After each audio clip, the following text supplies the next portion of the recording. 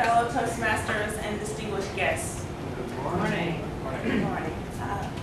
I want to share with you briefly how I discovered or how I realized mind over matter plays a lot in dealing with situations that you go through.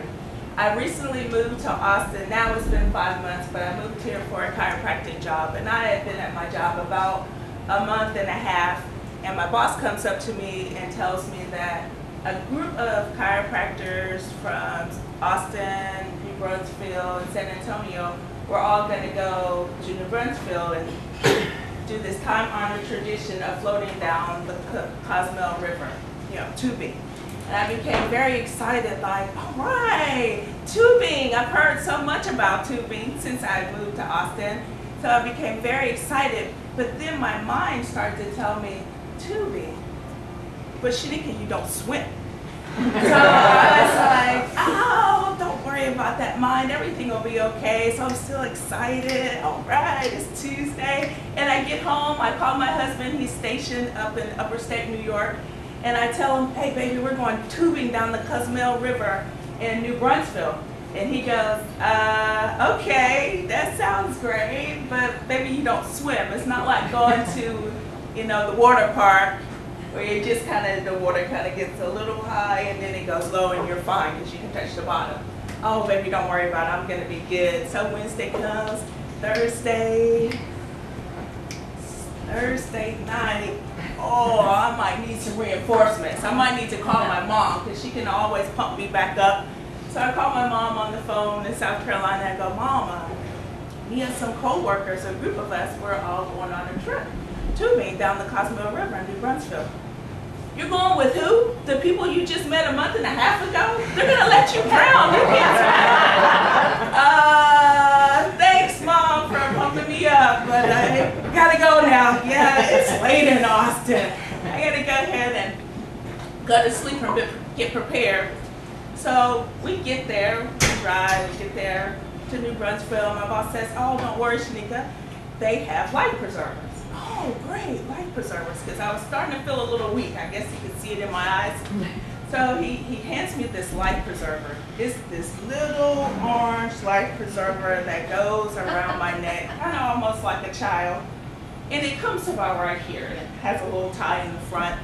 And I was like, this little thing is going to save me from not drowning in the river. And he goes, yeah, the guy told me it holds up to 90 pounds.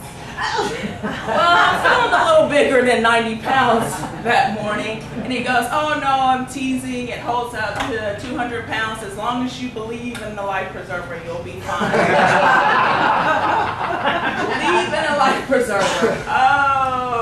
Okay, now my heart really begins to race. So I have on my little life preserver. It's about 15 of us. I'm the only one with the baby preserver on. So I have my preserver with my tube going down. I see the river looks a little murky. Can't see the bottom. Okay, great. I'm looking for the stairs. How do you enter into the river? They're like, what are you talking about? You just kind of grab your tube and flop back.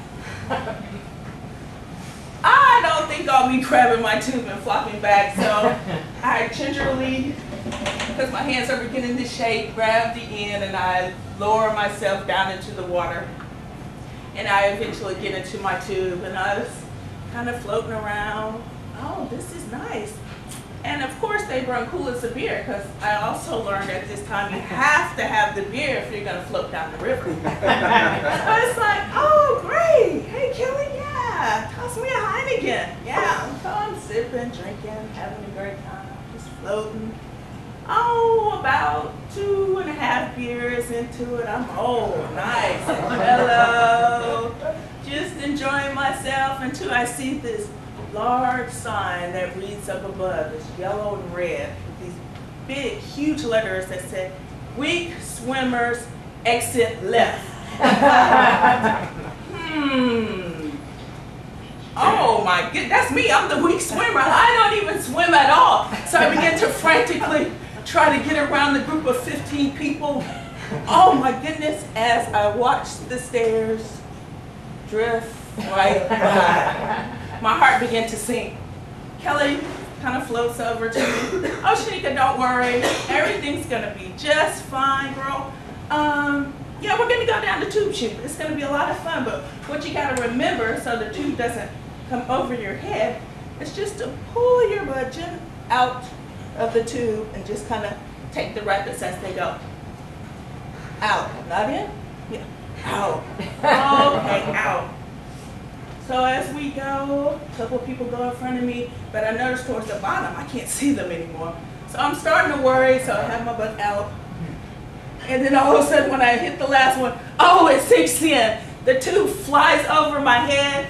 All this water comes down. I think I'm drowning. I'm fighting for my life. Oh my God. My mother's words start coming back. They're really going to let me drown. I'm drowning in here. And I hear somebody shout down, Sheneaka, trust the life preserver. Are you kidding me? This little life preserver? And then I hear another voice shouting, Sheneaka, stand up. And the water was literally right here below my waist. Not even waist level, but below my waist. That's the day I learned truly, if your mind thinks that you're drowning or if something is happening, no matter what else happens, the mind wins. So that's the day I learned mind over matter.